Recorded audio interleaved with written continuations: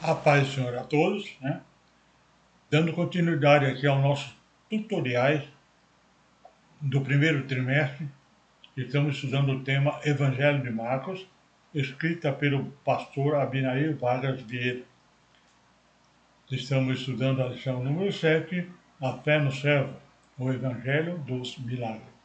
A coordenação desse dia é do evangelista Douglas, em 12 de 2 de 2023.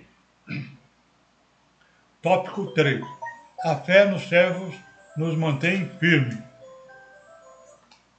A Bíblia nos faz ver que não estamos desamparados, na certeza de que, quando estamos enfadados e não sabemos mais o que fazer, podemos recorrer a Jesus, confiando que Ele nos socorrerá. No item 3.1, a fé no servo realiza o impossível. O autor diz que algumas pessoas trouxeram um homem que era surdo e falava com dificuldade e rogaram que Jesus pusesse a mão sobre ele. Marcos 7,32. Trouxeram um surdo que falava dificilmente e rogaram que lhe pusesse a mão sobre ele. Então Jesus tira o homem do meio da multidão, põe os dedos nos seus ouvidos, põe os dedos nos ouvidos dele e, cuspindo, tocou a língua do homem.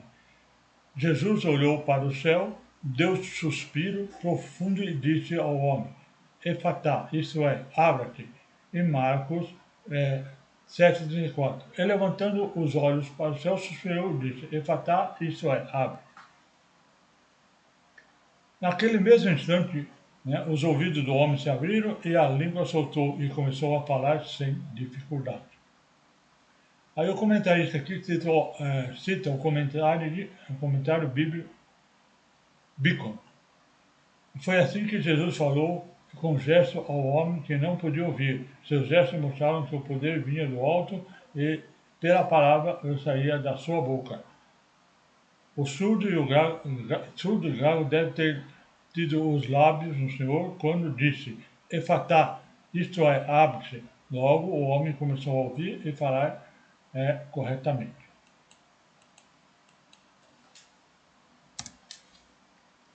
A promessa de Isaías 33:6 havia cumprido. A língua dos mudos cantava.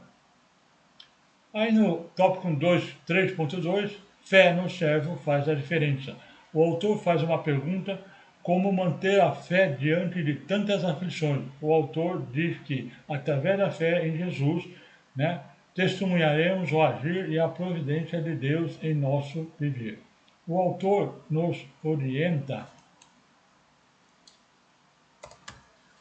que quando estivermos enfraquecidos na fé, devemos pedir a Jesus que não nos deixe descuidar, que sustente a direção certa, para que nossa fé esteja sempre em ascensão.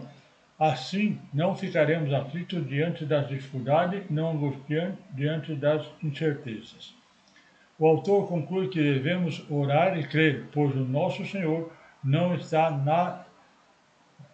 há nada impossível, porque a fé em Deus fará toda a diferença. No tópico comentarista, o autor cita o pastor César Rosa de Mello. O Evangelho de Marcos encontramos 18 milagres efetuados pelos servos do Senhor, promovendo a cura física das pessoas. E Marcos disse que seu poder era tanto que as pessoas arrojavam sobre ele para lhe tocar. Marcos 3:10. Porque tinha curado muito, de tal maneira que todos quantos tinham mal se arrojavam sobre ele para lhe tocar.